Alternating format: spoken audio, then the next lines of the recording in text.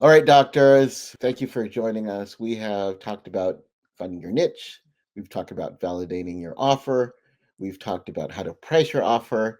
Now you have started a business. Congratulations on there. Now let's talk about how you change this little side gig to systematizing it to start developing your own business empire. My name is Dr. Mike Woo-Ming. I'm Dr. Ann Truong. We're going to talk about how to build momentum without burning out. We're going to talk about how you can make money without having to feel inconsistent or reactive or exhausted. And here's the great thing about having a business: you're launching it, you're getting people to buy. It's an amazing feeling on here. But the most dangerous thing that I don't want to concern you, but it is something you need to be aware of. The most dangerous phase right now is not failing, it's succeeding without a system. And so, as someone who started a business, I've started multiple businesses on here. Eventually, there comes a time with like, oh, how can I generate income that's more sustainable? Maybe you shot out of a cannon here, you're getting a lot of income, but now as the months go by, it's dwindling a bit. And what's happening is you're getting decision fatigue, and you feel like you're always trying to figure it out. And this is oftentimes people use the word hustle when starting a business. I don't particularly like that word, but oftentimes it does kind of define what it is because oftentimes you do feel like you're hustling on in there. I could just talk to you about my personal story in here. When I started a business at my clinic on here, we started working with men's health and we were doing hormones, and eventually we found out that that was not the right niche for us. We developed that into hormones, male and female hormones. We developed that into weight loss. We then developed other different services on there, and everything we did was making money. But the problem is, I felt myself hustling even more and developing services that were taking up my own time. And that's often what we see when you're just hustling and saying, just trying to do all these different things. And what I realized is like I would go to some of these meetings, different clinic meetings with different clinic owners, and I would have an idea to add in different services. And I realized I didn't need more ideas. I didn't need more services. I needed to develop a structure. And that's what this episode is talking about, is developing a system, developing a structure so you can build sustainable, recurring income without burning yourself out.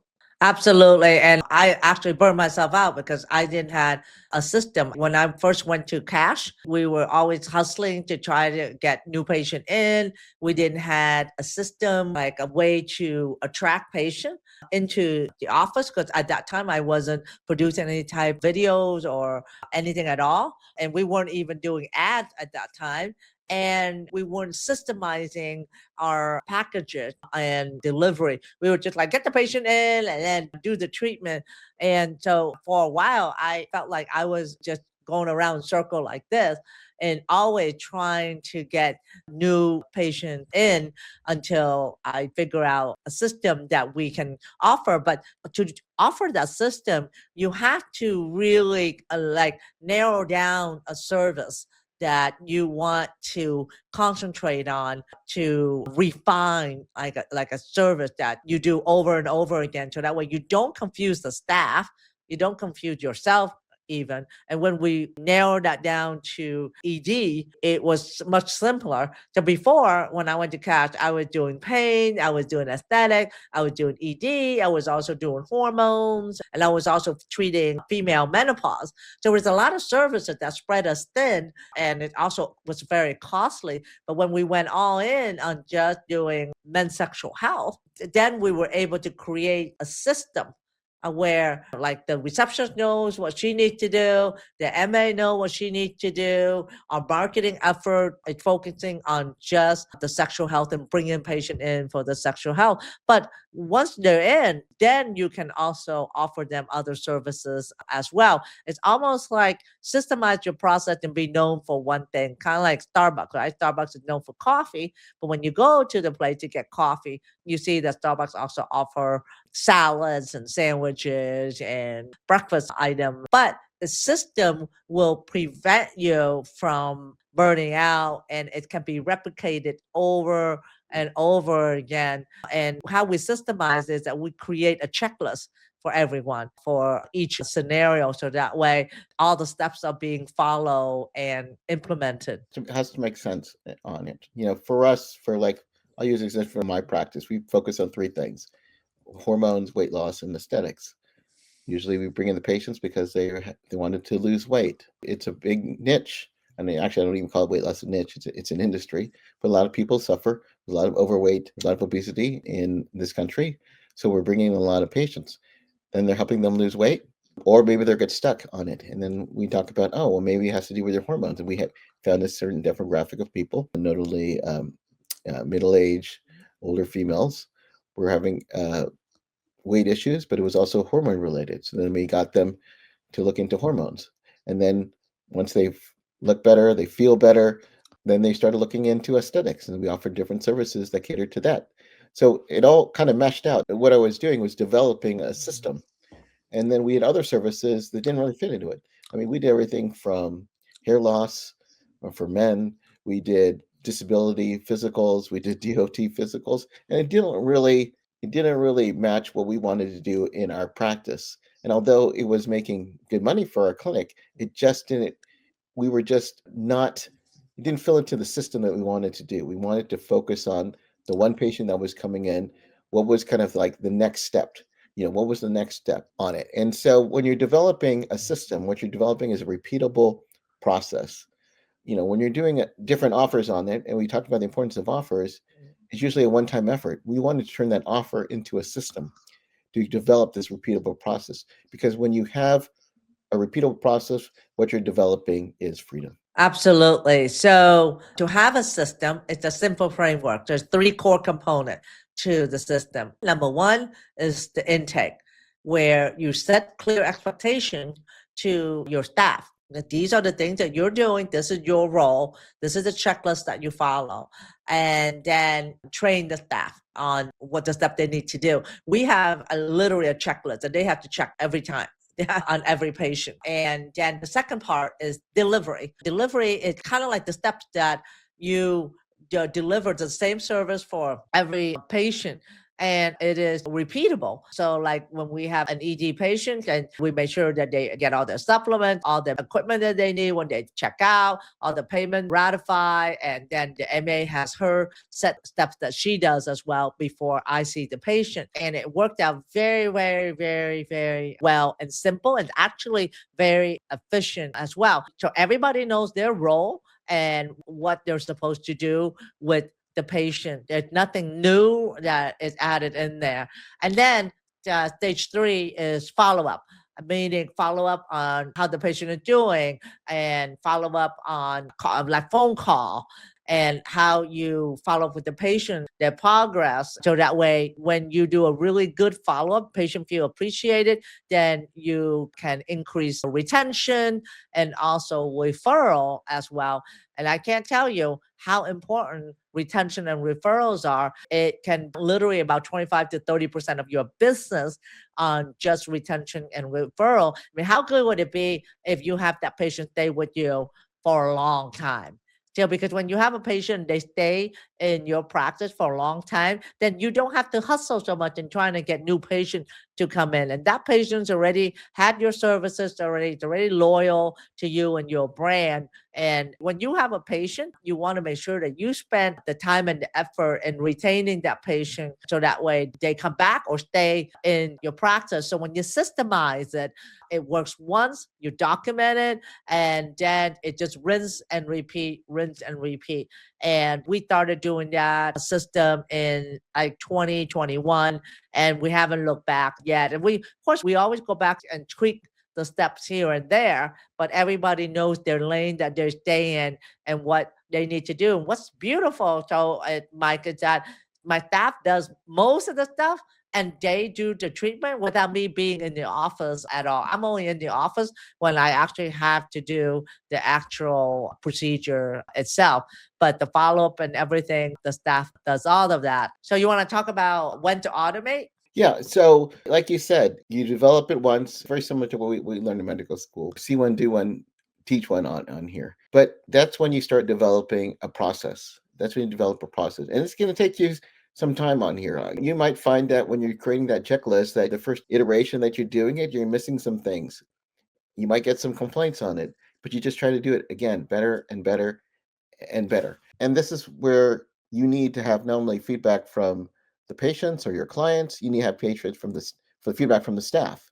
because there's some things that you may not be able to anticipate because you may not be in the trenches of doing every particular service on there. Like maybe you're doing some service, like you're some like I'm working with an esthetician and I forgot we need to make sure that we have time in between using the autoclave because we do this back to back because the autoclave is in use and we need to make sure that our instruments are sterile. And so it doesn't make sense to do a back to back appointment. Might be some things that you can't anticipate on there. But then once you've got things going, the best part of it is when you can take yourself out of that system. And that's what Anne was suggesting on here. And I know a lot of things in this time of like chat GPT and using AI, I think there's a chance of like, oh, I can just like create this and create a software to develop it all on here. Tech should only support clarity, but it shouldn't replace it here. And oftentimes, or sometimes I see where like people are trying to automate these different things and creating these 300-page manuals on here. I think that's why it's important to use simple tools like screen capture software, like Loom. When I'm having to demonstrate different tasks that require to be on a computer, I use something like Loom, which records like how to log in. Let's say you have to order medications and you have to use this particular website portal to order prescriptions on here. You could just use Loom and say, hey, here's what I'm doing. Here's what you need to do. Here's my login. Here's the password. Okay, this is how you choose the patient, you choose the medication, you click this button, this button. And the great thing is when you're watching it on a video, they can watch it again and again and again versus just having to describe that or telling somebody this, demonstrating it once, and they lose it on here. If they got a video, they can just go back to it again and again and again, and it's just going to help with the educational process of it. So that's why it's important to realize that when you're thinking about developing a business is I want you to get away from that shift of being a doctor to more of an operator, to develop these systems on here. You need to stop asking like, what should I do next? You should start asking, what should happen every time on here? Think about the most successful businesses in the world out there. If you go to McDonald's, most successful fast food franchise out there, right? If you go to McDonald's in Peoria, Illinois, it's the same as in Melbourne, Florida. It's the same as in Shanghai, China, because they develop services, they develop systems. And so, yes, the employees might be different. Maybe there are some like regional differences in terms of their menu, but for the most part, it's the exact same thing. When they need to create a Big Mac, cook a Big Mac, they have the same system again and again and again. And that's what you need to strive for on here. You as the owner, and we're using examples of clinics, but if you're developing your coaching program, your consulting program on here, it all needs to develop a system. How do they learn about you? You should have a process. Maybe they're getting it through your consultation, through a landing page on consultation. So then what comes next? You need to set up appointment through Calendly, right? It's a system that you develop over time. If sometimes you're like going back and forth, deciding on a time, you're not using tech. And you're not using tech adequately when you can have using something like Calendly to book the appointment for you on here. You can develop, once they click on that, you can develop a payment button on here. And again, it's developing these systems is really what is going to make you free. And that's how you can be working on your business instead of working in your business. Now, as physician, there are certain things that we can do and your staff cannot do. So you're still somewhat kind of in your business because you still have to see the patient. But if you can operationalize and systemize the steps that need to be done, then you only do what the doctor duty should be. And that will really take you out of working everything and working systemize it so that way the staff can support you as well too, and it will prevent less bottleneck and it will actually prevent even burnout. It takes time to do this, and what I find when you're setting up a system, get staff involvement and get their buy-in, ask their input. What is it you need to do? And if you're getting resistant, the question you want to ask is, how can we make this work? And what do you think we should do? Because staff initially push back when they are confused or when they feel that they're supposed to do more work. But if you explain to them that if you systemize, it will help them be more efficient. So that way, they're efficient in what they do. then you'll get their buy-in. We systemize our process that we have the staff, we do staff meeting, and we don't even have a whiteboard. We just have one of those large sticky pads that we buy at like Office Depot. We would just write stuff down and we would brainstorm together as a group on what we need to do. And that's how we literally do our system. And then we put everything on a Google Doc now. So that way we can adjust it from time to time. And we're still adjusting our system now, depending on services that I'm refining over time. And so you don't need complicated software. All you need is put it down either on Word or on a Google Doc and brainstorm with the staff with large sticky note that you just stick on the wall and start writing down the stuff you need to do.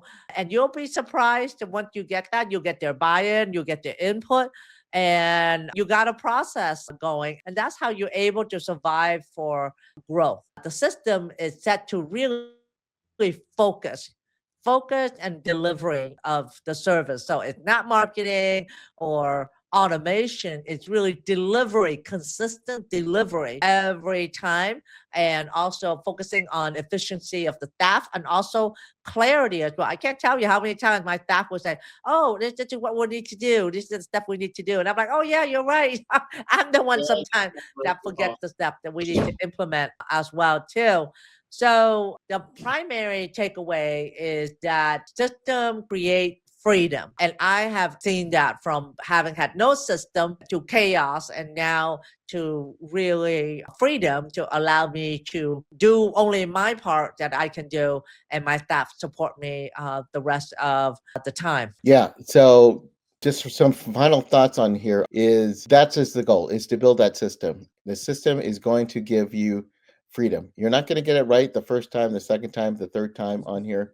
But once you're developing it, you really need everybody involved. I like what you said is to have your staff on there. I just mentioned that too. This morning, I've got a new membership that I'm building for my clinic on here, and I'm working with my office manager. And one of the key questions is, am I going to get pushback from the staff on here? What are some things that we need to be aware of? So she can have the same mindset.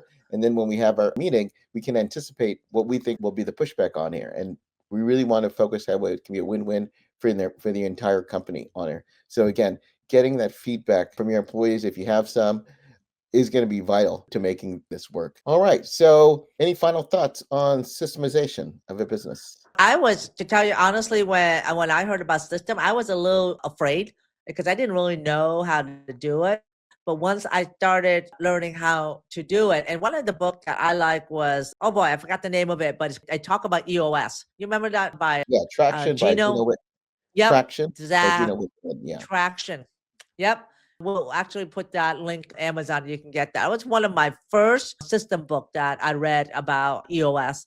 Now you don't have to implement EOS because most doctor's offices are not big enough for that, but it gets you thinking about getting the right person in the right seat and also office culture. And what I've learned from that is to work with the staff and get their buy-in. And oftentimes when you do that, you'll get some great ideas that you don't even know about or that challenges that they're facing as well. And I would tell you this, when we're working with the staff, I meet with my staff individually once a quarter and I ask them three things. How can I help you do your job better? How can me, improve to help you do your job better? And is there anything that I can help you at all? So I come from a perspective, how can I help you, instead of like, how's everything going or anything? Because when you come from that perspective of how can I help you and what can I do and take responsibility yourself, then you get them to open up on things that they've been thinking about.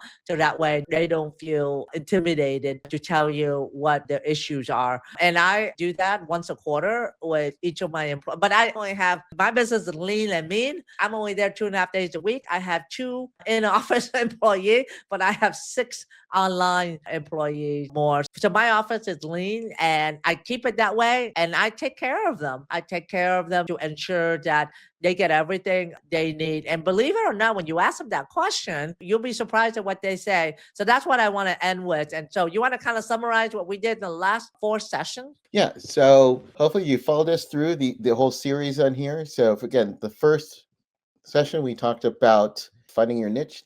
Number 2, we talked about putting an offer and validating it. Number three is pricing your offer. And then today we talked about how to create that offer and changing into the system. So I hope you've enjoyed it. I hope you've learned some things on here. Don't forget that we also have a community called Doctors Online Success. It's a school group. We can have the link, but this is the work that we do. We talk about marketing. We talk about developing businesses, developing your side business on here. We talk about developing financial freedom and geographic freedom and the importance of it, to not only talk about the importance of you being a doctor, but using the skills, the knowledge, your expertise, and leveraging that so you can develop your own empire on here. But that's the thing about building business. You're no longer guessing, you're building something. You're building something for the future that develops you wealth, hopefully develops generational wealth for years to come. So with that, any last minute thoughts before we end it? No, I think doctors, this is the gold right here. And what you have accumulated with your training, don't put it to waste. You can still do all of this while working in your clinic. Just know that you have a lot of potential, even 18 ways to leverage your medical expertise outside of the clinic to make money. It's just that I just want you to know what is possible, because sometimes you don't know what you don't know, but now we want to let you know that there are multiple ways for you to leverage your medical expertise online and get paid for the knowledge that you have sacrificed your whole 20s for to be where you're at right now. So never underestimate your value and never underestimate how you can help people, because you can help people. They are lost right now, and you are the curator of medical information that will help somebody change life and probably save somebody's life as well. I know I've been doing this for the last 4.5 years on YouTube. Can't tell you how many times I read comments on YouTube. They said, I follow what you recommend. Now I'm so much healthy. You are a godsend. Thank you so much. Me and my family, thank you. And this is from somebody that I don't know where they are. I don't know who they are, but they just listen to my maybe 1, 2 videos that I talk about, and it's now changing lives.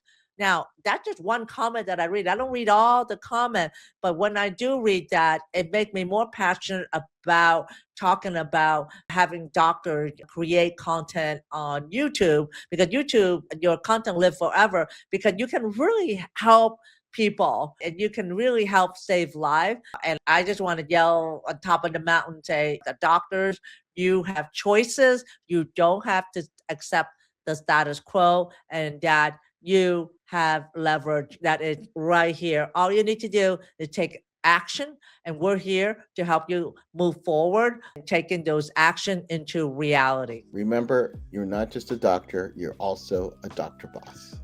We'll see you on the inside.